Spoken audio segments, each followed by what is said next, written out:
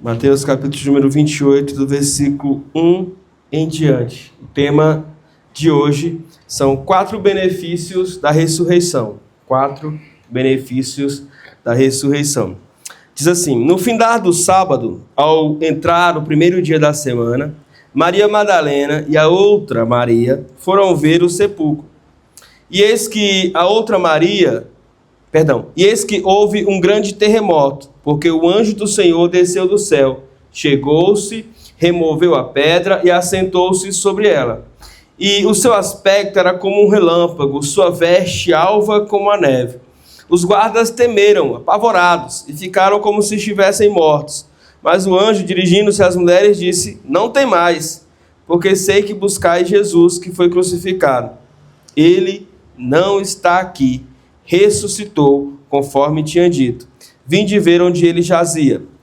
E depois, depressa, e dizei isso aos discípulos, que ele ressuscitou dos mortos, e que vai adiante de vós para a Galiléia, e ali o vereis. É isso que vos digo. E retirando-se elas apressadamente do sepulcro, tomadas de medo, de grande alegria, correram para anunciar aos discípulos. E eis que Jesus veio ao encontro delas e disse: salve! E elas então, aproximando, abraçando os seus pés, o adoraram. Amém? Glória a Deus. Vamos orar mais uma vez. Senhor nosso Deus, nós te agradecemos porque o Senhor vive, o Senhor reina e é soberano para todos sempre. Te agradecemos, ó Deus, por tudo que o Senhor já nos permitiu, ó Deus, nesse culto, ofertar ao Senhor. Cada canção, cada oração, cada apresentação, ó Deus, é para a glória do teu nome. Não a nós mesmos, mas ao Senhor, toda glória, toda reverência. E agora, diante da tua palavra, nós pedimos humildemente, continue falando aos nossos corações, abrindo-nos os olhos, desvendando-os, ó Deus, os mistérios dos nossos corações, fazendo-nos cativo à tua voz e à voz do teu Santo Espírito. É a nossa oração no nome de Jesus. Amém. Nós costumamos ver no dia de Páscoa e de ressurreição essa famosa frase do versículo número 6. Ele não está aqui, ele ressuscitou. E a gente posta nas redes sociais, a gente posta por onde a gente vê, a gente adesiva, a gente coloca essa frase em muitas coisas. Mas muitas vezes chega o dia seguinte e aparentemente nada muda na nossa vida. Nada se transforma, ou essa ressurreição não demonstra todo o seu poder ou os benefícios que ela poderia trazer sobre nós. É certo que a sexta-feira foi de muita dor, de muito lamento, de muito choro. O sábado de muito silêncio, meditação, perda de esperança e quem sabe até mesmo de propósito. Mas o domingo de estupenda alegria, porque ele não estava lá, ele ressuscitou. A minha ideia hoje é compartilhar com vocês pelo menos 4 benefícios, conforme disse, dessa ressurreição. E o primeiro deles é que a ressurreição transforma o cenário. Se você percebeu atentamente a leitura, no versículo de número 2 diz que as mulheres, ao irem ao sepulcro onde Jesus havia sido colocado, experimentaram, perceberam, sentiram por meio da percepção dos seus sentidos um terremoto. E esse terremoto nada mais era do que a presença do anjo que chega até o lugar do túmulo, que remove a pedra do túmulo e que se assenta sobre ela, aguardando as mulheres chegarem. E aqueles que foram colocados pelas autoridades dos judeus e dos romanos para guardarem o túmulo, para permitirem que ninguém mexesse naquela pedra, com medo dos discípulos apavorados roubarem o corpo de Jesus, eles mesmos temeram, eles mesmos caíram no chão como desmaiados diante da visão do anjo sobre a vida deles. Mas é interessante que a pedra foi removida não para que Jesus saísse do túmulo, mas para revelar que Jesus já não estava mais lá. E isso faz toda a diferença. Porque a vitória do nosso Deus não é a vitória de um Senhor que sai dali e que a semelhança de Lázaro precisa ser ajudado, precisa ser desenfaixado, precisa ser descoberto, precisa ser alimentado para recobrar o sentido e a própria vida. Não. O nosso Senhor, com o túmulo fechado, coberto como estava, com os vigias na porta, com a pedra não removida, sai de lá vitorioso, porque nem a morte, nem o túmulo, nem a pedra, nem os guardas, e nem nada e nem ninguém pode impedir o agir do nosso Deus. Amém? Então isso faz toda a diferença.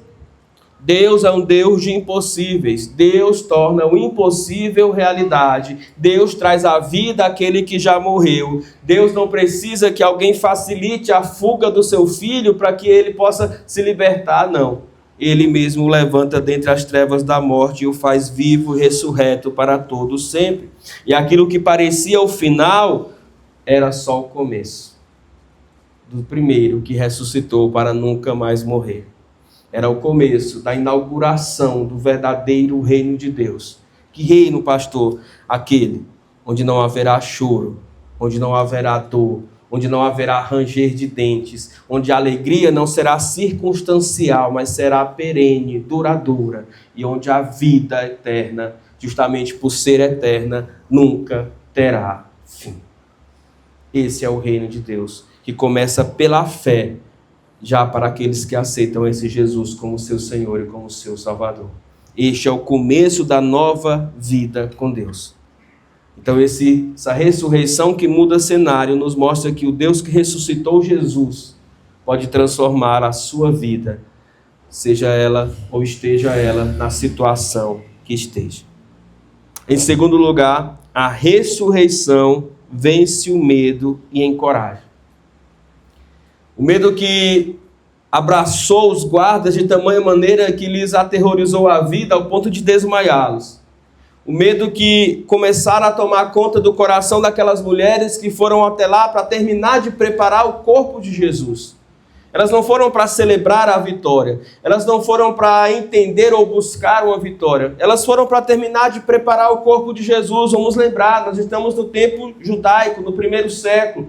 Nós estamos na festa e antecipação da festa da Páscoa. Jesus morre numa sexta-feira à tarde. Jesus é levado por José de Arimateia, e tudo indica Nicodemos, aquele com quem ele conversou lá em João 3, para esse sepulcro. E as mulheres e os discípulos não têm tempo de preparar o corpo de Jesus. É exatamente isso que elas vão fazer. Por quê? Porque logo chegou o dia do descanso dos judeus, que era sexta-feira a partir das 5, 6 da tarde. E eles já não podiam trabalhar. E durante todo o sábado nada pôde ser feito a não ser ficar em casa, a não ser remoer toda aquela dor de ter visto o seu mestre crucificado e expirar até a última gota de sangue.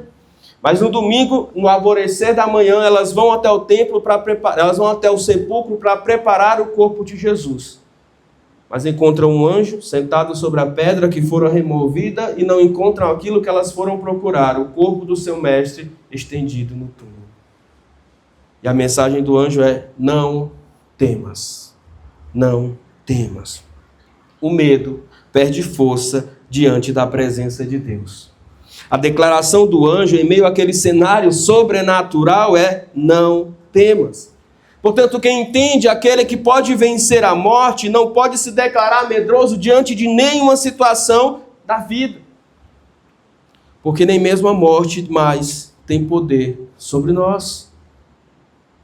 A pior ameaça que o pecado pode trazer sobre a sua existência é justamente a morte, porque todos pecaram, separados estão, carecendo estão da graça de Deus, porque o salário do pecado é a morte, ou seja, aquele que peca necessariamente vai morrer porque é um pecador. Mas nem mesmo esse salário, nem mesmo esse resultado, nem mesmo essa morte pode nos fazer temer diante daquele que venceu. A esperança substitui o desespero. O coração aflito pode encontrar descanso. E nisso, nosso Deus triuno é glorificado. Porque agora nós vemos o Filho ressurreto. Nós temos um Deus Pai que, por meio das orações apresentadas mediante a intercessão do Filho, nos ouve.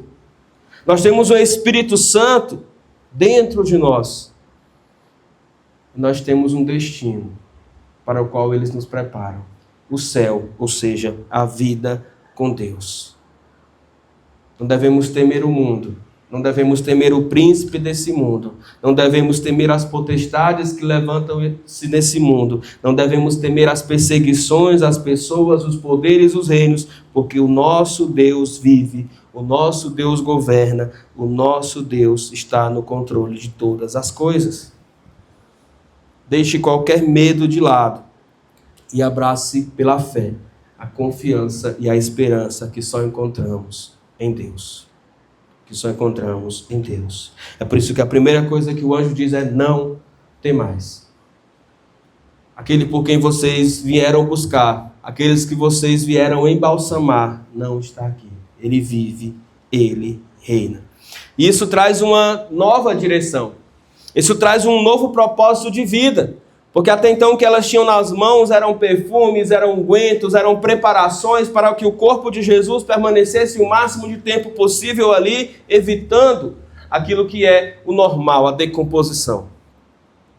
Mas agora elas, do próprio anjo de Deus, mediante a ressurreição do Filho, recebem uma nova missão. E ele diz para elas no versículo de número 7, ei, ide depressa, falai aos outros que ele vive, que ele vai até o Monte da Galileia, onde ele vai falar com vocês. Vai ter comunhão com vocês. Isso muda todo o propósito, porque quem encontra Cristo vivo, ressurreto, recebe também desse Cristo vivo e ressurreto uma missão. E que missão é essa? Está no mesmo capítulo, Mateus, capítulo de número 28, versículo de número 18. Diz assim, vou começar do 16. Seguiram os 11 discípulos para a Galileia, para o monte em que Jesus tinha lhes designado que falaria. Quando o viram, o adoraram. Alguns até duvidaram. Jesus, aproximando-lhe deles, lhes disse: toda autoridade me foi dada no céu e na terra. Ide, portanto, fazei discípulos de todas as nações, batizando-os em nome do Pai, do Filho e do Espírito Santo, ensinando-os a guardar todas essas coisas que vos tenho ordenado. Eis que eu estou convosco todos os dias, até a consumação dos séculos. Amém? Essa é a ordem do nosso Senhor Jesus. O que Jesus manda que os seus discípulos façam. Muita gente diz assim, não. Jesus manda que os seus discípulos façam discípulos. Porque ovelha nasce de ovelha. Porque bezerro nasce de vaca. Porque leitão nasce de porco. E porque discípulo nasce de discípulo. Mais importante que ser crente é ser discípulo. Mais importante do que servir é ser discípulo. Porque não tem a ver com o que a gente faz, mas com quem a gente é. Ser discípulo é aquele que segue a Jesus. Ser discípulo é guardar as leis de Jesus. Ser discípulo é ser obediente à voz de Jesus. Jesus não nos deu outra missão a não ser fazer discípulos. O discipulado faz parte daquilo que ele espera que esteja nas nossas prioridades. Na prioridade da nossa vida. Fazer outros discípulos. E não fazemos esses discípulos por conta própria, mas fazemos esses discípulos debaixo da autoridade que ele nos deu. Ele diz, toda autoridade, ressurreto, me foi dada no céu e na terra. Ou seja, não há nada difícil, não há nada demasiadamente pesado, não há nada que eu não consiga aqui entregar a vocês. Debaixo dessa autoridade é que vocês vão fazer os novos discípulos. E mais do que uma missão, mais do que o poder para realizar essa missão, ou seja, a autoridade, ele também nos deu a sua presença conosco. Ele diz, eis que eu estou convosco todos os dias, até a consumação dos séculos. Então é quando ouvimos essa missão, quando ouvimos essa direção e essa esperança renovada que Deus nos dá, que nós enxergamos que nós não ficamos aqui de qualquer maneira, mas a mensagem que recebemos, a experiência pela fé que temos com esse Jesus deve gerar em nós um movimento de discipulado, um movimento de fazer discípulos, um movimento de compartilhar a mensagem. Que mensagem? A mensagem do Evangelho. O Evangelho não é para ser guardado, o Evangelho é para ser anunciado. Isso significa, preste atenção, que ninguém pode tudo, mas que todos podem fazer alguma coisa no reino de Deus. Que ninguém pode tudo, mas que todos podem fazer alguma coisa no reino de Deus. Isso não é um chamado para um, isso é um chamado para todos. Essa não é a missão para apenas um dos 11, foi para os 11. Essa não é uma missão para o pastor da Igreja Batista Central, mas para todos aqueles que se encontraram com Cristo e congregam neste lugar, Igreja Batista Central. Ser discípulo, fazer discípulo de Jesus. Ser discípulo, fazer discípulo de Jesus. Portanto, precisamos nos levantar e viver com propósito. Que propósito? O propósito de Deus para as nossas vidas. O propósito de sermos esses discípulos e de fazermos novos discípulos. Mas voltando para o nosso texto base, Mateus 28, do versículo 1 ao versículo 9, enquanto elas ouvindo aquilo que o anjo lhes dissera, dizendo para irem depressa e anunciar as boas novas da ressurreição aos discípulos, ou seja, dizer para eles que o Cristo não estava morto, que o Cristo não estava no sepulcro, que elas não encontraram o corpo, que não foi possível embalsamar o corpo de Jesus, e por que não foi possível? Porque ele jazia já há muito tempo de distância dali, ou seja, ele estava vivo e ele estava ressurreto. Elas mesmas têm um encontro pessoal com Jesus. Jesus vem ao encontro delas. Versículo de número 9 diz: e eis que Jesus veio ao encontro delas e disse: salve. O quarto benefício da ressurreição, para além de trazer uma nova direção, para além de mudar as circunstâncias da nossa vida, nos dar uma missão, é justamente garantir um encontro real com Jesus. Amém? É por meio da ressurreição que nós podemos nos encontrar com Jesus. O versículo 9 diz que Jesus veio ao seu encontro. Jesus se revela pessoalmente a cada um de nós. Uma das coisas mais lindas daquilo que é a nossa fé é que nós não temos um Deus que não seja pessoal. O nosso Deus não é uma ideia filosófica. O nosso Deus não é uma verdade vinda de argumentos. O nosso Deus não é um artigo científico, uma peça, um ídolo morto ou qualquer outra coisa que seja objeto, que seja impessoal e que não seja possível ter um contato direto. A qualquer hora, em qualquer lugar, dependendo daquilo que for a sua fé e da sinceridade do seu coração ao orar, você vai estar falando diretamente com seu Deus. E esse seu Deus vai poder responder à sua oração conforme a vontade dele. Elas ouviram a voz do anjo dizendo: não temas. Elas ouviram a voz do anjo dizendo: ide, vão depressa anunciar aos discípulos. E de imediato obedeceram, deixando as coisas de morto para lá e falando daquilo que vivia. E foi justamente ouvindo e obedecendo que elas se encontraram com Jesus no caminho, porque o próprio Jesus veio ao encontro delas. A gente perde muito tempo tentando encontrar Deus nas coisas e nas pessoas, e até nos lugares. Mas Deus está ao nosso alcance, à medida que nós o buscamos de todo o coração. E isso desde o Antigo Testamento: buscar-me-eis e me achareis, quando me buscardes de todo o vosso coração. Nosso Deus é pessoal. Não deixe que ninguém seja alguém que se coloque entre você e seu Deus. Não deixe que ninguém tome a posição de mediador na sua vida. Só Jesus tem esse papel. E Ele é o próprio Deus, e por isso Ele pode exercer com maestria esse papel. Porque a fé, ela se torna experiência.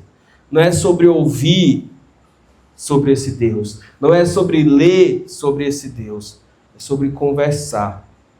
É sobre se relacionar. É sobre confiar. É sobre caminhar dia a dia. É sobre aprender cada vez mais a depender desse Deus. É sobre não ir para determinado lugar enquanto não ouvir claramente no seu coração Deus abrindo aquilo. É sobre não tomar uma decisão de forma repentina, sem antes ouvir aquilo que Deus tem a dizer sobre aquela decisão. É depender de Deus em toda e qualquer situação. É confiar nesse Deus. Não é apenas ouvir, é viver. E isso é o maior e melhor presente de Deus para nós. Se você busca a Deus para os benefícios que Deus pode te dar, você está buscando a Deus, mas você está buscando a Deus de maneira errada. Se você busca a Deus por tudo o que Ele é e pelo que Ele pode trazer sobre a sua vida, você está buscando a Deus de forma correta. Porque quando você se encontrar com Jesus, você se encontrará também com todas as coisas das quais você precisa. Mas primeiro é um encontro pessoal. Primeiro é um encontro relacional. Primeiro é um encontro de filho e pai. Primeiro é um encontro de dependência. Primeiro é um encontro de confiança. Primeiro é um encontro de entrega irrestrita. E aí muita gente não entende. Em um determinado momento, Jesus estava com os discípulos no meio de uma multidão. E a multidão trazia suas crianças para que Jesus as abençoasse. E os discípulos, achando que aquilo ia atrapalhar o ministério de Jesus, disseram: não, vamos para lá, rapaz, agora não dá não, ele está ocupado. E Jesus disse: não é assim. Deixai vir a minhas criancinhas, porque o reino dos céus pertence àqueles que se assemelham a elas. Aí você olha para a criancinha, hoje em dia você diz: pertence ou se assemelha, ou seja, tem que ser inocente igual a criança. Não. É sobre confiança, sobre dependência, é sobre entrega. Porque os nossos filhos confiam em nós como seus pais, dependem de nós como seus pais, precisam da nossa ajuda desde o momento em que nascem, em todas as fases da vida. Vão ter em nós suas referências, vão ter em nós sua confiança, vão ter em nós ali efetivamente aqueles a quem eles vão buscar. Então Jesus, por si mesmo, que vai buscar aquelas mulheres, que sauda elas e que é adorado por elas, busca a mim, busca a você, busca um encontro pessoal e real conosco no dia de hoje. A ressurreição é apenas um evento, mas não um evento qualquer, como bem disse a irmã Aparecida. É o evento principal da nossa fé. É o que sustenta. É o que Paulo vai dizer: sem a ressurreição, a nossa pregação é vã. Sem a ressurreição, o nosso trabalho é vão. Sem a ressurreição, a nossa santificação é ilusão. É enganação da nossa mente. É tentativa de comprar o favor de Deus por meio daquilo que nós abrimos mão nesse mundo. É por meio da ressurreição que a esperança e que a fé são fundamentadas. O que acabamos de cantar de forma bela é por conta da vida que Ele tem. Nós podemos crer em toda esperança. O medo perde a força, a circunstância se transforma, a vida ganha direção, o encontro transforma tudo. E se é exatamente esses são os benefícios da ressurreição, pare imediatamente de viver como se o Cristo tivesse morto. Pare de perder para o pecado que tenazmente assedia o seu coração e a sua mente. Pare de viver uma circunstância de desespero, de dor, de medo, de intranquilidade, de ansiedade, de preocupação, porque o seu Deus morreu e ressuscitou para te dar a vitória também sobre estas coisas. Pare de olhar para as circunstâncias como se elas não pudessem ser mudadas. Eu estou falando de um túmulo, de um corpo, de uma pedra vedando esse túmulo e de guardas na sua porta para que ninguém ali pudesse entrar. Só que o que eles não sabiam é que ninguém entraria. O que aconteceria seria justamente aquele que estava morto ressuscitaria e sairia dali, sem que eles nada pudessem fazer para impedir, porque agindo Deus, quem impedirá? É esse Deus que muda as circunstâncias, que renova o medo, que remove o medo, que aponta a direção e que nos encontra pessoalmente, que nós pregamos, que nós adoramos, Nós vimos as crianças apresentando, as jovens apresentando, o coral trazendo nos seus hinos e o ministério de louvor adorando. É esse Deus a quem servimos. E é nesse Deus que eu te convido a crer de todo o coração, para que essa Páscoa não seja apenas mais uma data, para que não seja aquele momento em que você diz que algo renasça. Não. Se tem alguém que precisa renascer, somos nós, pela fé, e sermos novas criaturas segundo a vontade de Deus. Amém? Vamos ficar de pé e vamos orar.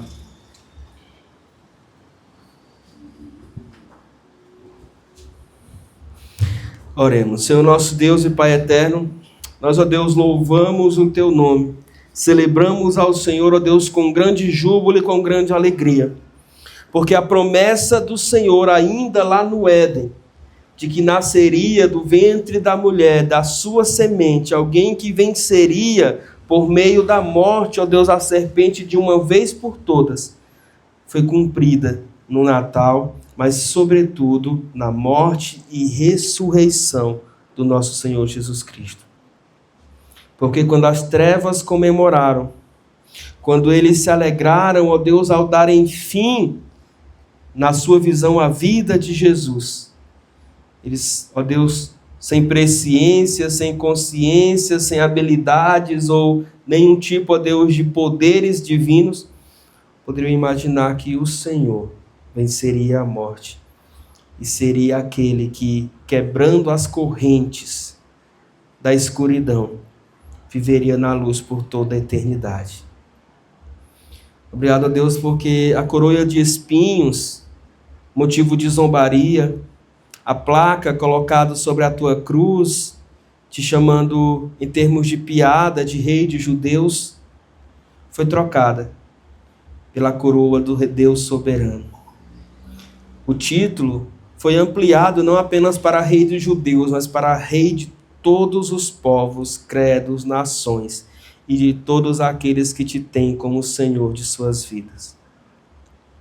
Obrigado porque o Senhor, assentado no trono de glória à destra do Pai, se encontra daí, intercedendo por nós.